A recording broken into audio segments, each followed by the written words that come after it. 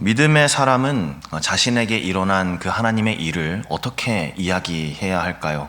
오늘 본문은 우리에게 그것에 대하여 교훈하여 주십니다.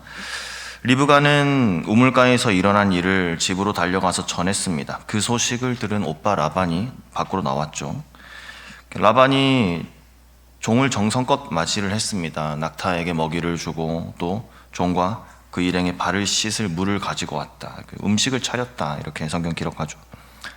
먼 길을 달려온 그에게 환대의 식탁을 베풀었던 겁니다. 자신에게 베풀어진 그 환대의 식탁 앞에서 아브라함의 종, 그 뜻밖의 반응을 보이죠. 먹지 않겠다는 겁니다. 일단 왜 그럽니까? 33절 말씀에 그 앞에 음식을 베푸니 그 사람이 이르되 내가 내 일을 진술하기 전에는 먹지 아니하겠나이다. 라반이 이르되 말하소서. 종이 지금 아주 먼 길을 걸어왔습니다. 가나안에서부터 메소포타미아까지 낙타를 타고 그 수백 킬로미터를 달려온 것이죠. 배가 고프지 않았겠습니까? 지쳐 있었을 것입니다. 그런데 그는 그 앞에 차려진 그 음식을 일단은 먹지 않겠다라고 이야기를 하는 것입니다. 무엇 때문이라 그럽니까? 내가 내 일을 진술하기 전에는 먹지 않겠다라는 것이죠. 자신이 이 자리에 온 이유가 있다는 겁니다. 자기에게 맡겨진 사명이 있다는 겁니다. 그것을 먼저 말하기 전에는 내가 아무것도 할 수 없다라는 그 말이죠. 이 한마디, 이 종의 이 한마디 안에 그 종의 전부가 담겨 있습니다. 그는 지금 자기의 배고픔보다 더 중요한 것이 있었던 것이죠. 자기가 맡은 사명, 배고픔보다 더 우선시 되었던 겁니다. 자신의 평안함보다 주인께서 자기에게 부탁한 그 일을 더 중요하게 여겼습니다. 알고 있었던 것이죠. 종은 이 일이 그저 단순히 주인의 그런 심부름 이상의, 이것은 하나님의 일이다라는 것을 알고 있었던 겁니다. 우리가 지난 금요일에 이 본문을 보면서 이 종이 했던 고백 기억하실 것입니다. 여호와께서 나를 길에서 인도하셨다, 이렇게 종이 고백하지 않았습니까? 그 고백처럼 하나님을 이미 알고 또 하나님의 인도하셨음을 이미 경험한 이 종의 고백인 것이죠. 그는 더 이상 하나님의 일을 지체할 수가 없었습니다. 성도님들, 우리에게도요, 하나님께서 우리 각자에게 맡기신 그런 하나님의 일들, 또 하나님의 사명이 우리에게 있는 줄 믿습니다. 그런데 우리 한번 돌아보는 것이죠. 우리는 그 일들을, 하나님께서 우리에게 맡기신 그 사명들을 어떻게 감당하고 있는가? 오늘 본문 말씀을 통해서 그 일을 대하고 있는 우리의 태도를 한번 살펴보는 것입니다. 우리 때로는 그러지 않습니까? 하나님, 이것저것 좀 더 준비되어야 할 것이 많습니다. 좀 더 갖추어져야 할 조건들이 있습니다.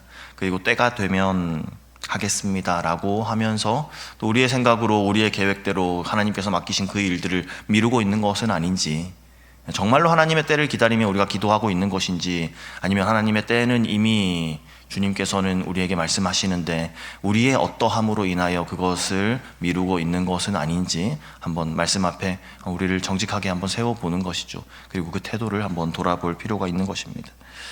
오늘 본문은 이 종의 모습을 통해서 맡겨진 일 앞에서 우리의 필요, 또 우리의 평안함, 이런 것들을 뒤로 미루어야 할 부분이 있지 않은지 우리의 사명을 다시 한번 돌아보게 하는 것입니다.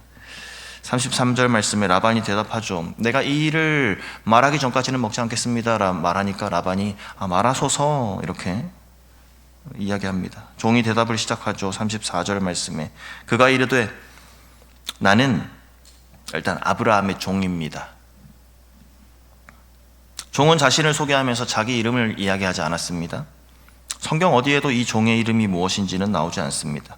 그저 그는 아브라함의 종입니다. 그리고 그것으로 충분했던 것이죠. 자신이 누구인가, 그것보다가 자신이 누구에게 속해 있는가, 그것이 이 일에 있어서 더 중요했던 겁니다. 그리고 그 다음에 그가 계속해서 하는 말을 우리가 살펴보면요, 자신이 얼마나 능력 있는 종인지, 자신이 어떻게 이 길을 걸어왔는지 그거 말하지 않습니다. 그저 그는 그의 주인 아브라함에 대해서 말합니다. 35절 말씀에 여호와께서 나의 주인에게 크게 복을 주시어 창성하게 하시되 소와 양과 은금과 종들과 낙타와 나귀를 그에게 주셨고. 하나님께서 그 주인에게 어떻게 복을 주셨는가? 그것들을 먼저 이야기하고 있습니다. 그리고 그 이어서 그 아들 이삭의 출생에 대해서 말하는 것이죠. 36절 말씀에 나의 주인의 아내 사라가 노년에 나의 주인에게 아들을 낳음에 주인이 그의 모든 소유를 그 아들에게 주었나이다. 종은 지금 아주 중요한 일을 하고 있습니다. 협상의 자리에 앉아 있습니다. 상대방을 설득해야 하는데 그의 첫 마디가 자기 자랑도 아니고 또 예물을 가지고 온 예물에 대한 그러한 자랑도 아니고 하나님께서 아브라함에게 하신 일에 대해서 가장 먼저 이야기를 하고 있는 것이죠. 하나님이 어떠한 분이신지, 또 자신의 주인에게 하나님께서 어떻게 역사하셨는지 그 하나님을 드러내고 있습니다. 먼저 말하고 있습니다. 간증의 본질 이것 아니겠습니까? 간증은 그런 것이죠. 내가 무언가를 잘했다 이걸 얘기하는 게 아닙니다. 하나님께서 무엇을 하셨는가 그것을 드러내고 전하고 나타내는 것, 그것이 간증 아니겠습니까?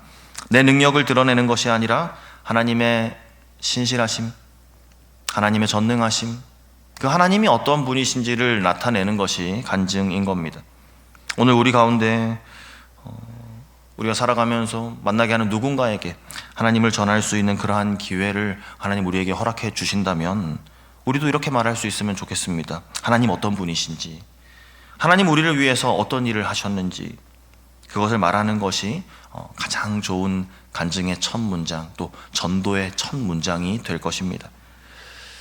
그리고 이제 종은 아브라함으로부터 받은 명령을 전합니다. 가나안 여인이 아닌 아브라함의 족속에게서 며느리를 구해야 된다라는 거, 그리고 이삭을 본토로 데려가서는 안 된다라는 거, 또 만약에 그 여인이 따라오지 오려고 하지 않으면 이런 맹세로부터 자유롭다, 듣고 결정해도 되는 것이다, 이런 그런 얘기를 그대로 전하는 것이죠.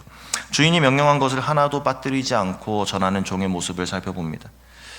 더하거나 빼지 않고 그대로 전한 것이죠. 그리고 그 다음에 종이 하는 말이 오늘 본문에 있어서 가장 중요한 부분이 되겠습니다. 우물가에서 있었던 일을 처음부터 다시 그대로 말하기 시작하는 겁니다. 성경 우리가 살펴본 본문 42절 이하의 말씀은 12절 이하 말씀과 동일한 내용이 그대로 반복이 됩니다. 성경이 그대로 다시 기록하고 있는 겁니다.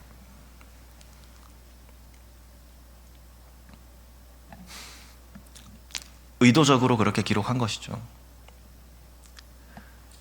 아브라함의 종이 리브가를 우물에서 만났던 그 일을 그대로 전하였더라라고 짧게 기록할 수도 있었던 문장을 그의 입술을 통해서 다시 한번 고백하게 하는 겁니다. 내용은 같지만 12절은 종이 리브가를 만난 사건이었고 42절 이하 말씀은 종이 리브가를 만난 사건에 대한 간증인 것이죠. 경험이 이렇게 간증이 됩니다.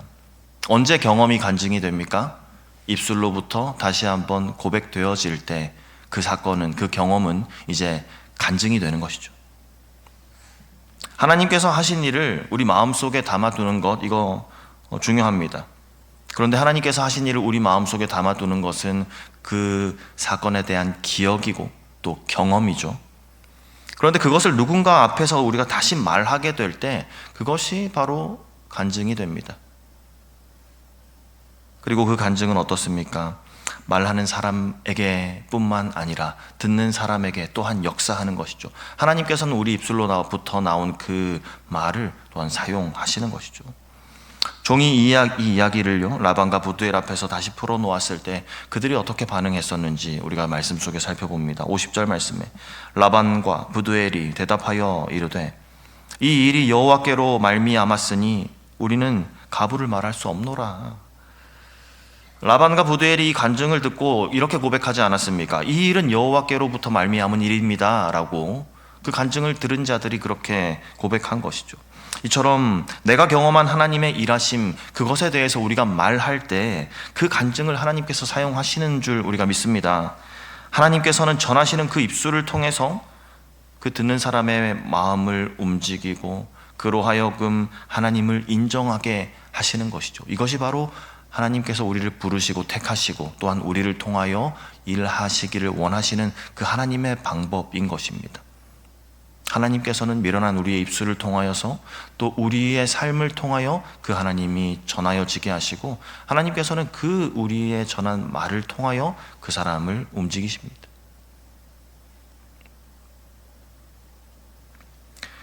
앞서 말씀드렸듯이 이렇게 참 멋진 모습으로 간증하고 있는, 또한 복음을 전하고 있는 이 종의 이름, 성경 어디에도 나오지 않습니다.